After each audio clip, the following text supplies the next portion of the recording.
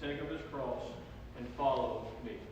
When we think about those words, follow me, and it helped me in trying to understand some of the core principles of Jesus, or being a Christ follower, in trying to understand or help my children understand this. And in trying to help them understand this, it really opened my eyes.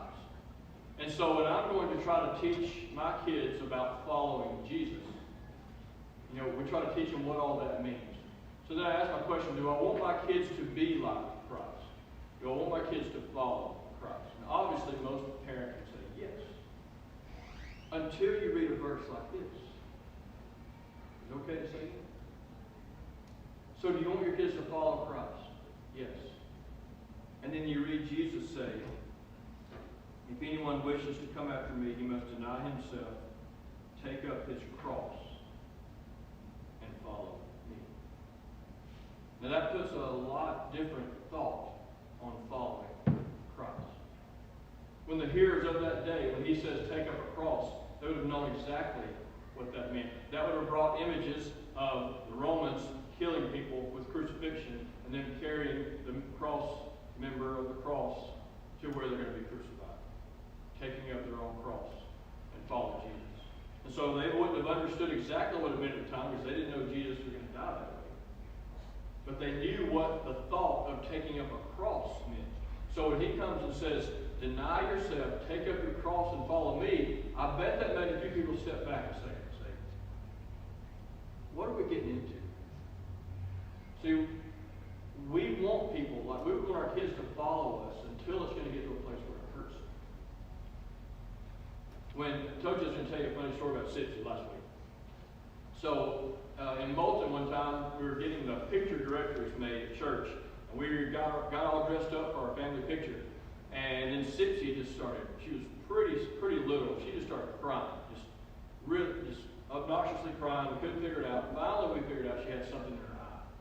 And you know how much that hurts, especially a little child has something in their eye, and you can't hold them still, and you can't really look and see. And I mean, just hurting her really bad. It's hurting us, but we can't get it figured out. And we try to calm her down, and finally, whatever it is in her eye kind of moves over to the side.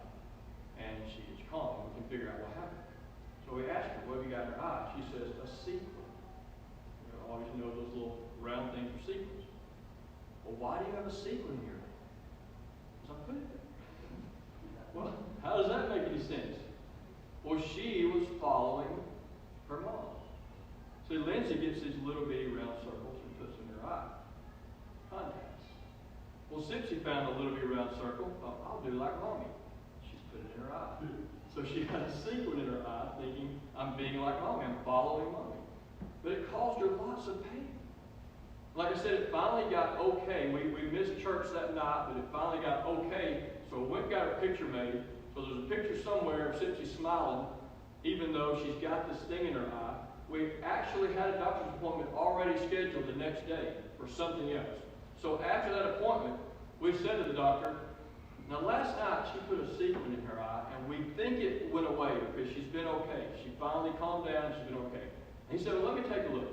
So he got in there and just, he's used to doing that kind of stuff, moved her eye over, looked, there it was, way in the back here, in the side. She still had that sequin in her eye. And so he eased it out and got the sequin out of her eye. But it just makes us think, when we want people to follow us, where are we going? When Jesus said, follow me, he did not say, it's going to turn out good for you. He said, deny yourself, take up your cross, and follow me. So with that in our minds of following Jesus, it kind of puts it in a different light. How far are we willing to follow Jesus? As we find the first followers, they were all pretty committed. I mean, they just followed wherever it went. If it led to their own death, if it led to their persecution, if it led to them having to leave their home and the place they grew up, they did it because they would not deny Christ. I know it's a little different for us today, but I do want us to think about that is the commitment that Jesus calls for. For us not just to go to church, but to take up our cross and follow him wherever that leads. So I just want to challenge you tonight to think about that. Are we that committed? I know sometimes we try to say, well, if it came to that, I think I would be. That's maybe one way to look at it. But another way to look at it is just when you think about your time, your money, your talents, everything that has been given to you, how are you leveraging all of those things to do something good for the kingdom? Leveraging everything we've got to follow Jesus, because that's what he did. He leveraged everything, even his own life, for the kingdom. Are we willing to do the same? Greg's going to come and lead us in a song that he's picked out, and he mentioned to you, if you have any need from us, from your family here tonight, we'll be glad to help you any way we can. So if you need anything, come and